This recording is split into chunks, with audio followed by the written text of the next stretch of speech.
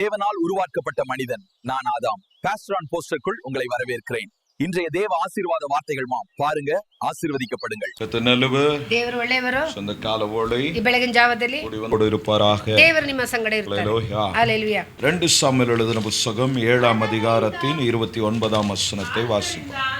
இப்பொழுதும் அது அடியானின் வீடு, இது ನಿನ್ನ ದಾಸನ ಮನೆ, என்றென்றைக்கும் உமக்கு முன்பாய் இருக்கும்படி ನಿಮ್ಮ ಮುಂದೆ ಇರುವಂತೆಯೂ அதை ஆசீர்வதித்தருளும். ಅದು ಆಶೀರ್ವಾದಿಸು. கர்த்தரான ஆண்டவராகிய தேவரே, ಸದಾಕಾಲವೂ அதை சொன்னீர். ಹೇಳಿದಿರಿ. உம்முடைய ஆசீர்வாதத்தினாலே ನಿಮ್ಮ ಆಶೀರ್ವಾದದಿಂದ உமது அடியானின் வீடு ನಿಮ್ಮ ದಾಸನ ಮನೆಯು என்றைக்கும் ஆசீர்வதிக்கப்பட்டு இருப்பதாக என்றார். ಸದಾ ಆಶೀರ್ವಾದವಾಗಿರಲಿ ಎಂದು ಹೇಳಿದನು.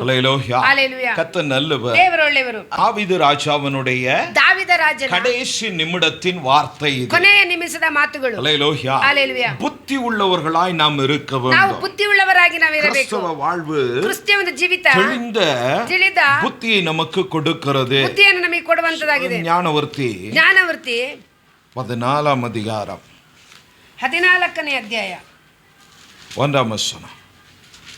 ಜ್ಞಾನವಂತೆಯು ತನ್ನ ಮನೆಯನ್ನು ಕಟ್ಟಿಕೊಳ್ಳುವಳು, ಜ್ಞಾನಿನಳು ಅದನ್ನು ಸ್ವಂತ ಕೈಯಿಂದ ಮುರಿದು ಬಿಡುವಳು.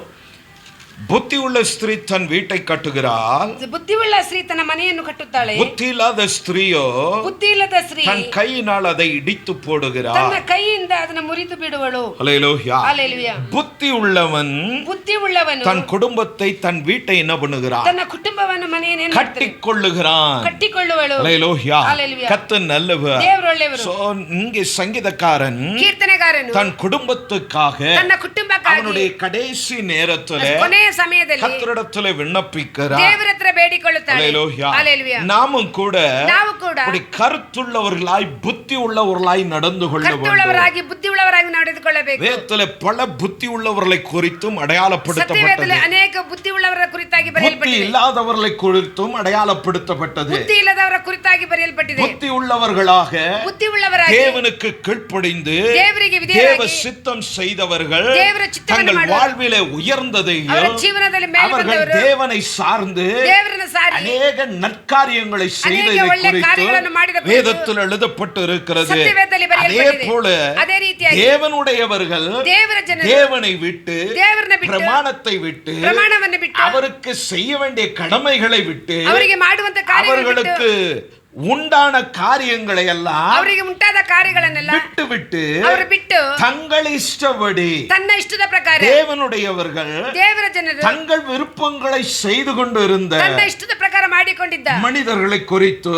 ಮನುಷ್ಯರ ಕುರಿತು அவருடைய வீழ்ச்சியை குறித்து ಅವರ ಬೀಳ್ವಳಿಕೆ ಕುರಿತು அவருடைய முடிவு ಇನ್ನது என்பதை குறித்தும் வேதம் அடையாளப்படுத்துகிறது. ಅವರ ಕೊನೆ ಇಂತದೆ ಎಂದು ಅವರ ಸತ್ಯವೇದ ಗುರುತಾಗಿ ಹೇಳುವಂತದ್ದಾಗಿದೆ. ಹalleluya. அப்படி ಯಾವ ರೀತಿ எல்லாரை குறித்தும் வேதம் நமக்கு சாட்சியா ಎಲ್ಲರ ಕುರಿತಾಗಿ ಸತ್ಯವೇದ எழுதி கொடுத்திருக்கிறபடினால இவைகளை வாசிக்கிறவனும் கேட்கிறவனும் ಇದಕ್ಕೆ ಓದುವವರು ಕೇಳುವವರು இவைகளின்படி நடந்தால் ಇವುಗಳ ನಡೆದರೆ இந்த நற்மனிதனுடைய சாட்சிகளை பின்பற்றி நடந்தால் ಒಳ್ಳೆ ಮನುಷ್ಯರ ಬೋಧನೆ ನಡೆಯುವ ರೀತಿಯಲ್ಲಿ நீயும் பின்வருகிறவருடைய ನೀನು ಹಿಂದೆ ಬರುವ ரட்சிப்புக்கு ರಕ್ಷಣೆಗೂ அவருடைய பக்திக்கு ಅವರ ಭಕ್ತಿಗೂ அவருடைய விசுவாசத்திற்கு அவருடைய கிறிஸ்தவ வாழ்வுக்கு ಕ್ರಿಸ್ತನ ಜೀವಿತಕ್ಕೂ நீ ஒரு சாட்சி உள்ளவனாய் ನೀನು காணப்படுவாய். ಒಂದು ಸಾಕ್ಷಿಯುಳ್ಳ ಕಾಣುವಂತೆ ಆಗಿರಬೇಕು. ஹalleluya. ஆகையால் ಆದ್ದರಿಂದ கிறிஸ்தவ வாழ்வு ಕ್ರಿಸ್ತನ ಜೀವಿತ நாம் கிறிஸ்துவை மாத்திரம் சார்ந்து இருக்க ನಾವು வேண்டும். ಕ್ರಿಸ್ತನ ಮಾತ್ರ ಸಾರಿರಬೇಕು. அதை தான் சங்கீதக்காரன் கற்றுக் ಅದೇ கொடுக்கிறார். ಕೀರ್ತನೆಗಾರನು ಅಭ್ಯಾಸ ಮಾಡುತ್ತಾನೆ. சங்கீதக்காரன் ಕೀರ್ತನೆಗಾರನು அவனுடைய வயது முதிர்வு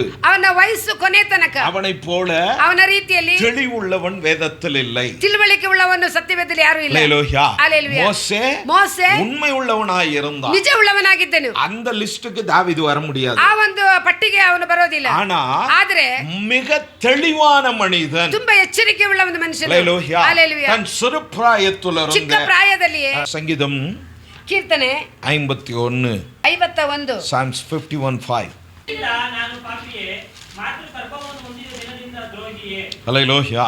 அவன் சொல்றான், ಅವನು ಹೇಳ್ತಾನೆ, நான் துர்க்குணத்தில் உருவானேன், ನಾನು ಹುಟ್ಟಿದ್ರಿಂದ ನಾನು ಪಾಪಿಯೇ, தாயினை பாவத்தில் கற்பம் தரித்தார். ಮಾತ್ರ ಗರ್ಭವನ್ನು ಹೊಂದಿರ್ತೀನಿ ಅಂತ ರೋಯಿಯೇ. அல்லேலூயா. ஹalleluya. அவனுடைய கற்பத்தில் இருந்து ಅವನ ಗರ್ಭದಿಂದಲೇ அவன் தன் அறிந்த காரியம், ತಿಳಿದಂತ ಒಂದು ವಿಷಯ, தன் தாய் ತನ್ನ ತಾಯಿ அவனுக்கு சொன்ன காரியங்கள் ಹೇಳಿದಂತ ಕಾರ್ಯಗಳು எல்லாம் அவன் மனதிலே இருந்தது. ಇದೆಲ್ಲ ಅವನ ಮನಸ್ಸಿನಲ್ಲಿ அவன் ಇತ್ತು. தகப்பனால் புறக்கணிக்கப்பட்டான். ತಂದೆಯಿಂದ ಹೊರತಳ್ಳಲ್ಪಟ್ಟನು. யோசேப்பு எப்படி ಯೋಸೇಫನು ಯಾವ தன் ರೀತಿ சகோதரர்களால் புறக்கணிக்கப்பட்டானோ, ಸಹೋದರರಿಂದ ಹೊರಪಟ್ಟನು, அப்படி தாவீது ಅದೇ ರೀತಿ தன் ದಾವೀದನು சொந்த குடும்பத்தால் ಸ್ವಂತ புறக்கணிக்கப்பட்டான். ಕುಟುಂಬದಿಂದ ಹೊರತಳ್ಳಿದನು. அல்லேலூயா. ஹalleluya. அப்படி புறக்கணிக்கப்பட்டதான, ಆ ರೀತಿ ಹೊರತಳ್ಳಿರುವ, அப்படி துர்க்குணத்தில் உருவான, ದುರ್ಗುಣದಲ್ಲಿ ಹುಟ್ಟಿರುವ, பாவத்தில் கற்பம் தரித்த, ಪಾಪದಲ್ಲಿ ಗರ್ಭ ಧರಿಸಿದ, பாவத்திலே ಪಾಪದಲ್ಲಿ கற்பமாய் இருக்கிற ಗರ್ಭವಾಗಿರುವ இந்த தாவீதை ಈ ದಾವೀದನು கர்த்தர் கண்டார். ಕರ್ತನು ಕಂಡರು. அல்லேலூயா. ஹalleluya. அவனுடைய கற்பத்திலிருந்தே ಅವನ ಗರ್ಭದಿಂದಲೇ கர்த்தர் அவனை ದೇವರು தெரிந்தெடுத்தபடியினாலே ಆರಿಸಿಕೊಂಡಿರುವುದರಿಂದ அவனுடைய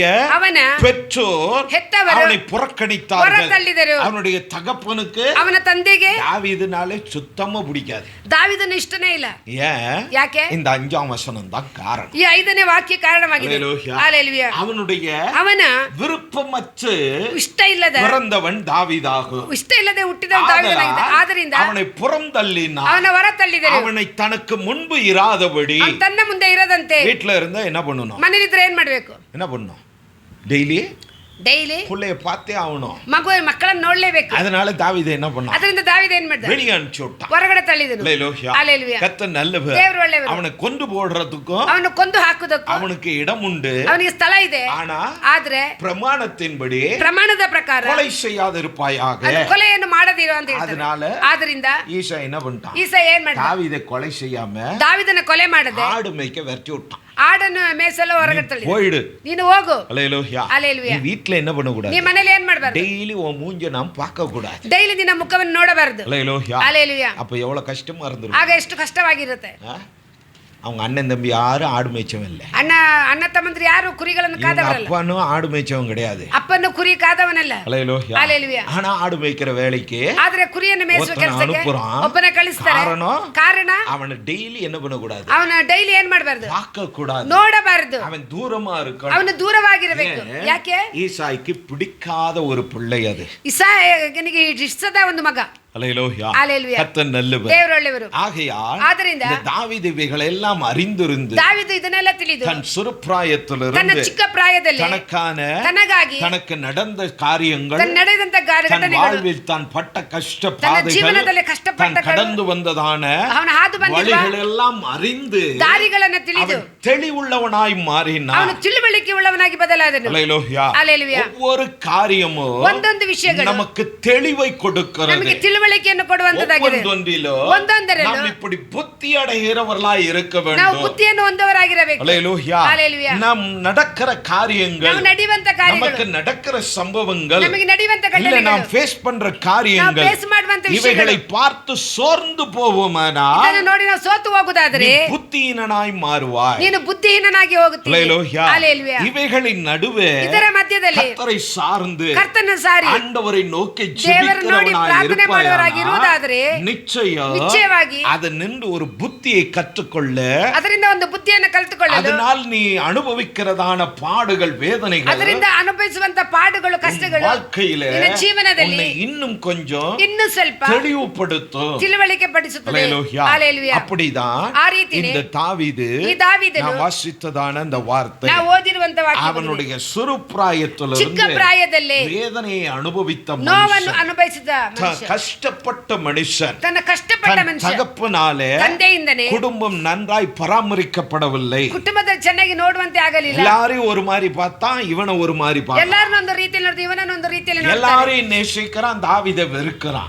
ಎಲ್ಲರನ್ನು ಪ್ರೀತಿಸ್ತಾನೆ, ದಾವೀದನ ಇಷ್ಟಪಡದಂಗಿದ್ದಾನೆ. வந்தா ஏன் வந்தன்னு கேட்கறான். ಬಂದ್ರೆ ನೀನು ಏನಕ್ಕೆ ಬಂದೆ ಅಂತ நீ ಕೇಳ್ತಾನೆ. போன்னு சொல்றான். ನೀನು ಹೋಗು ಅಂತ ಹೇಳ್ತಾನೆ. அல்லேலூயா. ஹalleluya. இவ்வளவு வேதனை ಇಷ್ಟು ನೋವಿನ தன் ಮಧ್ಯದಲ್ಲಿ தகப்பனாலே சந்தித்து ತಂದೆಯಿಂದ ಸಂಧಿಸಿ எல்லாவற்றையும் தன் மனதிலே வைத்து ಎಲ್ಲವನ್ನ ಮನಸ್ಸಲ್ಲಿ ಇಟ್ಟುಕೊಂಡು இப்ப தாவீது நல்ல ஒரு தகப்பனாக, ದಾವೀದನ ಒಳ್ಳೆಯ ಒಂದು ஒரு ತಂದೆಯಾಗಿ, ராஜாவாக, ಒಂದು ರಾಜನಾಗಿ, ರಾಜನಾಗಿ ஒரு தலைவனாக ಒಂದು தலைவನಾಗಿ அவனும் அவன் தகப்பனை போல ಅವನವನ ತಂದೆ ರೀತಿಯಲ್ಲಿ அவனுடைய முடிவுக்கு நேராய் வந்திருக்க ಅವನ ಕೊನೆಗೆ ಬಂದಿದ್ದಾನೆ. அந்த முடிவு நேரத்துல ಆ ಕೊನೆಯ ಸಮಯದಲ್ಲಿ அவன் பண்ண ஜெபம்தான் ಅವನು ಮಾಡಿದ ಪ್ರಾರ್ಥನೆ, வாசித்த வார்த்தை. ನಾವು ಓದಿದ ವಾಕ್ಯ. இப்பொழுதும் அது அடியானின் வீடு, ನಿನ್ನ ದಾಸನ ಮನೆ, என்னுடைய வீடு, ನನ್ನ ಮನೆ. எங்க அப்பா போன மாதிரியே ಅಪ್ಪ ಹೋಗಿದ நான் போக ರೀತಿಯಲ್ಲಿ மாட்டேன் ஆண்டவரே. ನಾನು ಹೋಗುದಿಲ್ಲ ದೇವರೇ.